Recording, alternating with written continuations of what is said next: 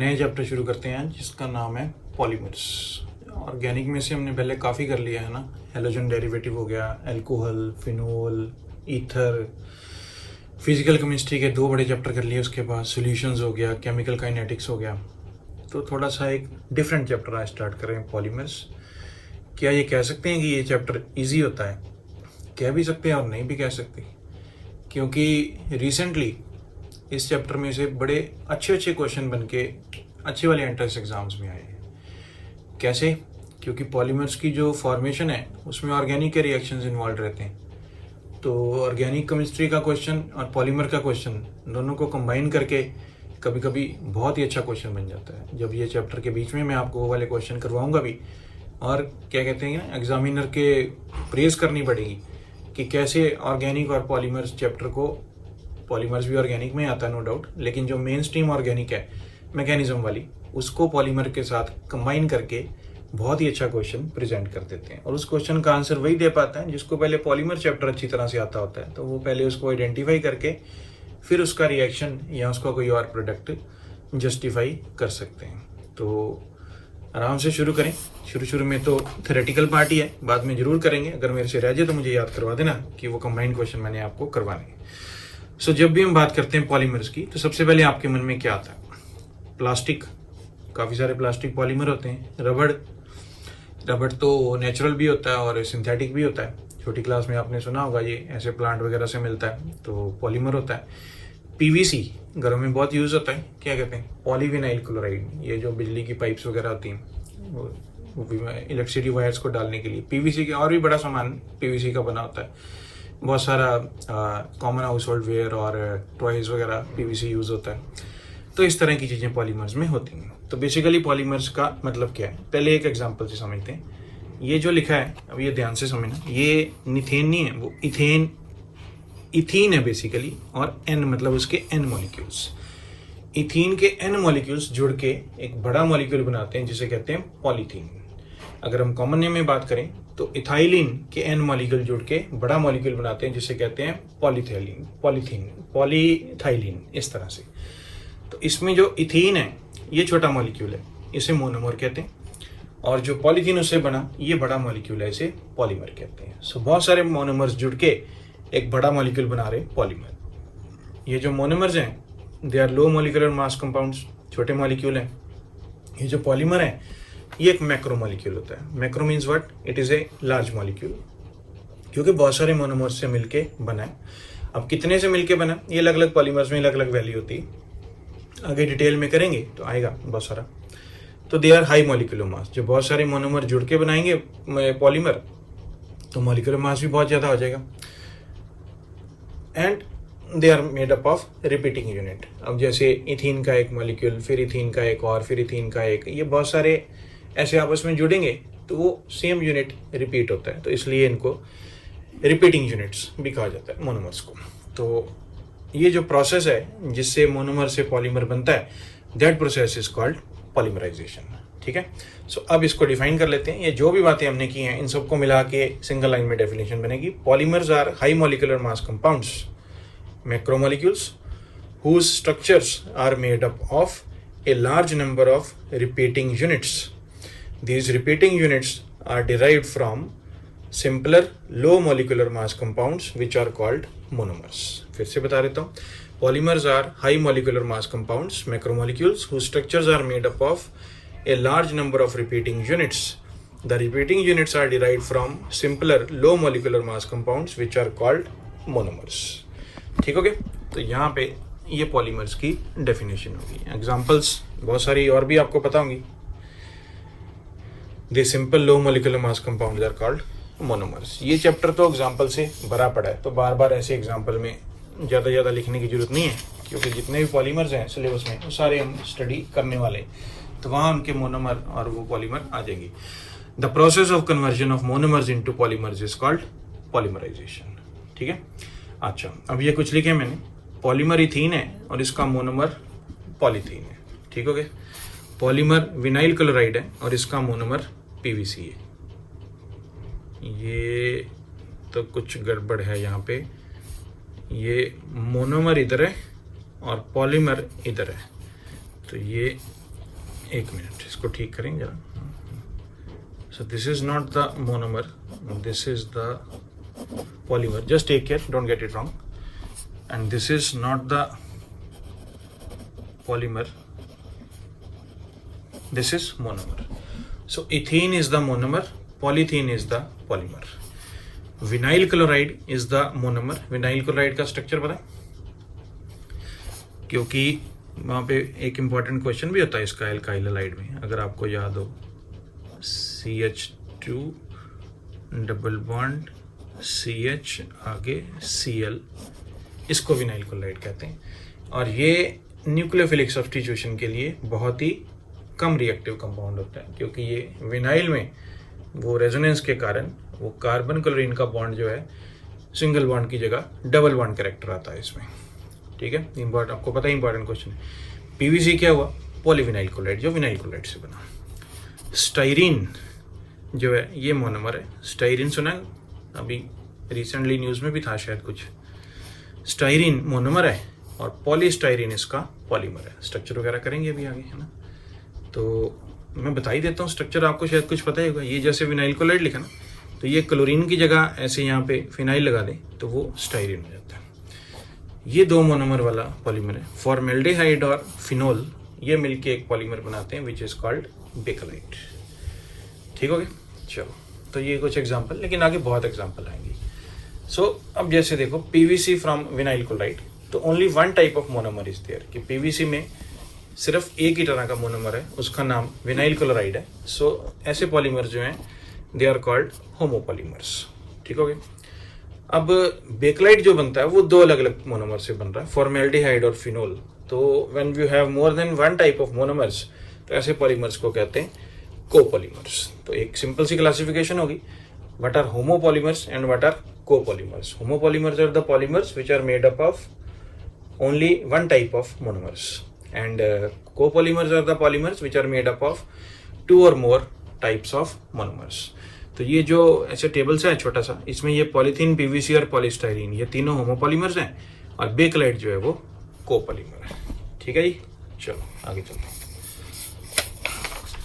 अब क्लासिफिकेशन जो है पॉलीमर्स की, एक तो हमने करी ली होमोपॉलीमर और कोपॉलीमर, और कई अभी 4-5 और मेथड हैं जिनके बेस पे इसकी क्लासिफिकेशन है। एक बड़ी सिंपल सी क्लासिफिकेशन है, natural, synthetic and semi synthetic. अब नेचुरल सिंथेटिक तो समझ में आते हैं, सेमी सिंथेटिक क्या है अभी देखते हैं। तो नेचुरल पॉलीमर हो सकते हैं, सिंथेटिक पॉलीमर हो सकते हैं, और सेमी सिंथेटिक पॉलीमर हो सकते हैं।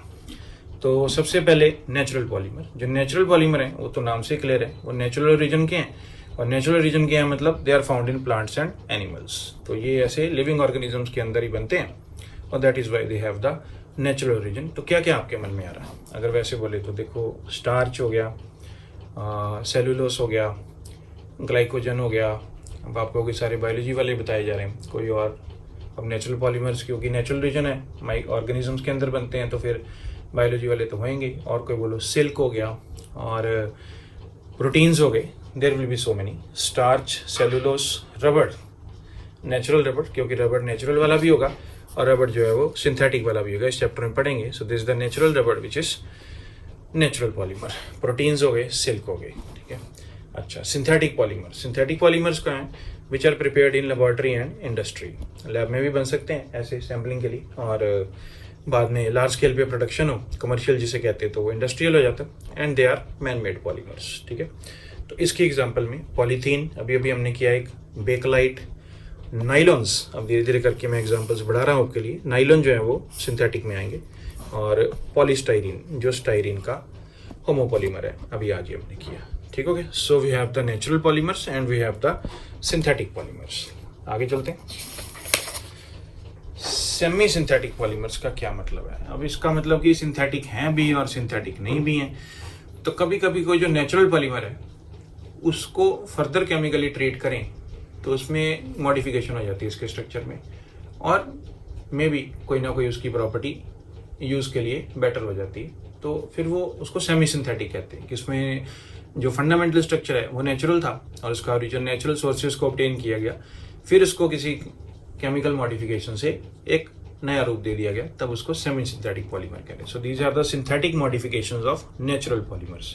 सबसे इंपॉर्टेंट इसमें आपने सुना होगा छोटी क्लास से, वल्कनाइज्ड रबर, इस चैप्टर में आएगा डिटेल में वल्कनाइजेशन कैसे करते हैं रबड़ की। वो रबड़ को जब सल्फर वगैरह के साथ हीट करते हैं तो वो वल्कनाइज्ड रबर हो जाता है। नाइट्रोसेलुलोस नाम से क्लियर है, सेलुलोस का डेरिवेटिव है। और सेलुलोस एसीटेट, ये भी नाम से क्लियर है, ये भी सेलुलोस का डेरिवेटिव है। ठीक हो गया। चलो अब अगली classification on the basis of synthesis, कि जैसे उस पॉलीमर को बनाया जाता है उसके बेस पे पॉलीमर्स की क्या क्लासिफिकेशन है। तो दो तरह के हैं, एक हैं एडिशन पॉलीमर्स और दूसरे हैं कंडेंसेशन पॉलीमर्स। नाम याद रखेंगे। जो एडिशन पॉलीमर्स हैं they are called chain growth polymers. क्यों कहते हैं आएगा डिटेल में, तो क्वेश्चन मार्क का यही मतलब है कि अभी आने वाला है। कंडेंसेशन पॉलीमर्स को कहते हैं स्टेप ग्रोथ पॉलीमर्स। तो ये भी एक अलग क्लासिफिकेशन होती है, चेन ग्रोथ पॉलीमर और स्टेप ग्रोथ पॉलीमर। ये चेन ग्रोथ पॉलीमराइजेशन एक प्रोसेस है और स्टेप ग्रोथ पॉलीमराइजेशन एक प्रोसेस है। तो अलग अलग पॉलीमर्स में पाया जाता है। जो एडिशन पॉलीमर्स होते हैं उनकी चेन ग्रोथ पॉलीमराइजेशन होती है, जो कंडेंसेशन पॉलीमर्स होते हैं उनकी स्टेप ग्रोथ पॉलीमराइजेशन होती है। तो ये सब आएगा भी। तो फिलहाल हमें देखना है कि फंडामेंटली एडिशन पॉलीमर्स क्या है और कंडेंसेशन पॉलीमर्स क्या है। एडिशन पॉलीमर्स देखो डेफिनेशन से पहले हमेशा मेरा ऐसा रहता है कि रट्टा नहीं मारेंगे, पहले इसको समझ लेते हैं क्या, फिर डेफिनेशन देंगे। अब ये इथीन है, इथीन में देखो क्या होता है, कार्बन कार्बन में डबल बॉन्ड है, एन मॉलिक्यूल जिसके लिखे। पॉलीमराइजेशन के टाइम पे ये जो डबल बॉन्ड है ये खुल के सिंगल होगा, तो एक कार्बन की इधर वैलेंसी खाली हो जाएगी, एक कार्बन की इधर वैलेंसी खाली हो जाएगी। उससे क्या होगा, वो जो कार्बन की इधर वैलेंसी खाली हुई ये आगे एक और ऐसे ही यूनिट से अटैच हो जाएगा, और जिसकी इधर वैलेंसी खाली हुई ये इधर एक और यूनिट से अटैच होएगा। तो बहुत सारे इथीन के मॉलिक्यूल हैं, सबके डबल बॉन्ड खुल गए, तो दोनों तरफ एक एक वैलेंसी खाली हो गई और एक लाइन में सारे एक दूसरे के साथ जुड़ गए। हर एक वाला अपने लेफ्ट और अपने राइट में सिंगल बॉन्ड से जुड़ा है। तो इसमें देखो क्या हुआ, सिर्फ डबल बॉन्ड के सिंगल बॉन्ड होने से, अनसैचुरेशन से सैचुरेशन हो जाने से पॉलीमर में बॉन्डिंग पॉसिबल हो गई। तो ड्यूरिंग बॉन्डिंग कोई भी एलिमिनेशन नहीं हुई है, ना कोई वाटर मॉलिक्यूल का लॉस हुआ है, ना अमोनिया लॉस हुआ है, ना अल्कोहल लॉस हुआ है, ना कुछ कार्बन डाइऑक्साइड, कुछ भी ऐसा लॉस नहीं हुआ है, एज इट इज कन्वर्ट हो गया। तो ऐसे जो पॉलीमर्स बनते हैं इनको कहते हैं एडिशन पॉलीमर्स। तो इथीन से बन गया पॉलीथीन विदाउट एनी लॉस। अब इनमें एक इंटरेस्टिंग बात है, empirical formula will be same for monomer and the polymer. अब इथीन का मॉलिक्यूलर फॉर्मूला क्या रहता है, C2H4। तो एम्पिरिकल फॉर्मूला क्या हुआ, शॉर्टेस्ट कॉमन ले तो CH2। अब इस CH2, तो इस पॉलीमर में भी आप देखो ये CH2 फिर CH2, उधर से एक CH2 आगे, तो इसको सिंप्लीफाई करेंगे तो पॉलीमर का भी जो एम्पिरिकल फॉर्मूला वो भी CH2 रहता है। So everything is CH2, they have the same empirical formula for monomer as well as the polymer. तो कैसे डिफाइन करेंगे, that during the formation of addition polymers there is no elimination of a smaller molecule like water, ammonia, alcohol, etc. And these are known as addition polymers and the process is called addition polymerization. आगे chain growth का क्या मतलब है वो थोड़ा बाद में आएगा जब हम प्रोसेसिंग करते हैं इसकी। एक और एग्जांपल देखो मैंने आपके लिए लिखी, ये जो है स्टाइरीन है। स्टाइरीन बिल्कुल फिनाइल क्लोराइड से मिलता जुलता है ना, क्लोरीन की जगह ये फिनाइल। अब इसके एन मॉलिक्यूल जोड़ेंगे तो ये डबल बॉन्ड की जगह हो जाएगा सिंगल बॉन्ड, और दोनों तरफ एक एक वैलेंसी खाली हो जाएगी। तो ऐसे ही एक ऐसा ही स्टाइरीन का यूनिट इधर जुड़ेगा, एक स्टाइरीन का यूनिट इधर जुड़ेगा, तो इसको बोलेंगे पॉलीस्टाइरीन जो पॉलीमर है। अब एक और चीज़ का ध्यान रखना, जब पॉलीमर को रिप्रेजेंट किया जाता है तो ये स्क्वायर ब्रैकेट के अंदर CH2 ये एक मोनोमर के पार्ट को रिप्रेजेंट करता है जो रिपीट हो रहा है। ये वाला बॉन्ड और ये वाला बॉन्ड, इस बॉन्ड को कट करते हुए ये स्क्वायर ब्रैकेट बनाई जाती है, और उसके बाहर यहाँ पे N लिखा जाता है कि इतना पार्ट जो है वो इस पॉलीमर के अंदर रेपिटेटिव है जो किसी मोनोमर से डिराइव हुआ। ठीक हो गया। तो एडिशन पॉलीमर की दो एग्जांपल्स कर ली, एक इथीन और एक पॉलीस्टाइरीन। बाद में ऐसे लिस्ट बना के रट्टा मारने की बजाय धीरे धीरे विद एग्जांपल समझते हुए करना चाहिए, तो पक्का याद रहता। तो जब एग्जामिनर वैसे क्वेश्चन बनाता है ना, दो चैप्टर्स को या केमिस्ट्री के दो पर्टिकुलर पोर्शंस को मिला के, तो बड़ा मजा आता है ऐसे क्वेश्चन करने में, तो चैलेंज की तरह लगता है। Then they are called chain growth polymers. अब देखते हैं कंडेंसेशन पॉलीमर। थोड़ा बहुत आइडिया तो आपको हो गया होगा कि कंडेंसेशन वाले में क्या होने वाला है। इसमें सीधा पॉलीमर नहीं बनेगा। कंडेंसेशन पॉलीमर्स में तो इनको वो कहते हैं स्टेप ग्रोथ पॉलीमर्स भी कहते हैं। तो let us do by example only. इस मॉलिक्यूल को आप पहचानो, CH2OH। इसका नाम लिखा मैंने इथाइलिन ग्लाइकोल।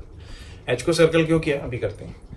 इसको पहचानो, ये बेंजीन रिंग है। बेंजीन रिंग के ऐसे ऊपर वाले कार्बन पे कार्बोक्सिलिक एसिड है और नीचे वाले पे भी, ऊपर नीचे का रिलेशन जो है ये पैरा का रिलेशन है, पैरा पोजीशन पे कार्बोक्सिलिक एसिड है और इस मॉलिक्यूल को क्या है, टेरिथैलिक एसिड।